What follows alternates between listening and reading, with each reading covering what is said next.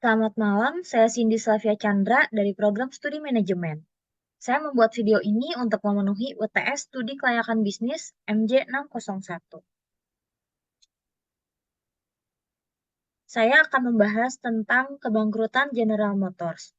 Pertama-tama saya akan menjelaskan latar belakang General Motors.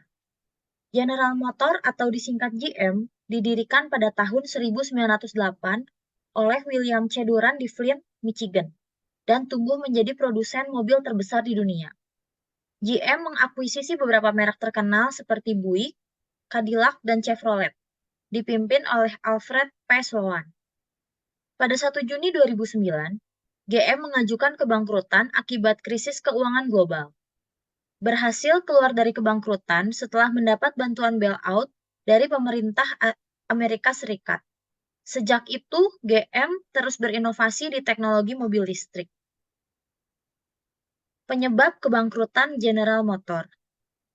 Krisis keuangan global yang dimulai pada tahun 2008 yang menyebabkan penurunan tajam dalam penjualan mobil dan mengurangi akses terhadap kredit bagi perusahaan.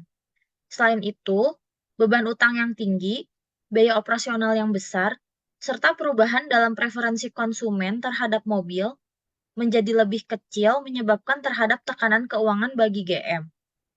Akibatnya, GM terpaksa mengajukan kebangkrutan pada tahun 2009 untuk mendapatkan perlindungan dari kreditur, juga melakukan restrukturisasi yang akhirnya menyelamatkan perusahaan dari kebangkrutan total.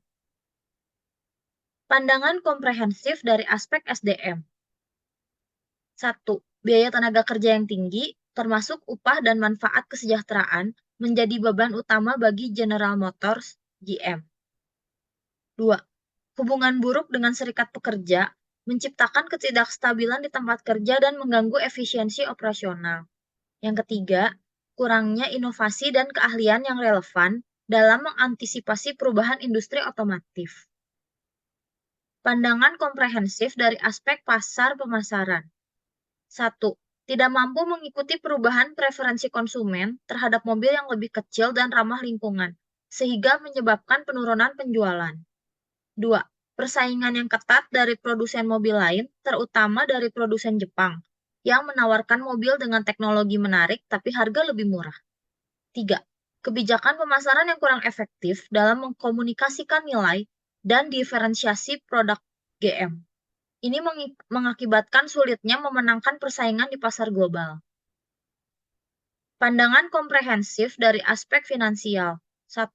Beban utang yang tinggi, terutama terkait dengan biaya operasional dan kewajiban pensiun, mengakibatkan tekanan keuangan yang berat bagi GM. 2. Penurunan tajam dalam pendapatan akibat krisis keuangan global tahun 2008 menyebabkan GM kesulitan memenuhi kewajiban keuangan dan menjaga likuiditas. Kesimpulan, kebangkrutan General Motors atau GM disebabkan oleh berbagai faktor yang saling terkait, termasuk beban hutang yang tinggi, penurunan pendapatan akibat krisis keuangan global tahun 2008, persaingan ketat pada pasar otomotif, masalah sumber daya manusia, seperti biaya tenaga kerja yang tinggi dan kurangnya inovasi. Dalam menghadapi tantangan ini, GM perlu melakukan restrukturisasi menyeluruh, manajemen efisien terhadap sumber daya manusia, dan fokus pada pengembangan produk serta strategi pemasaran yang lebih adaptif. Terima kasih.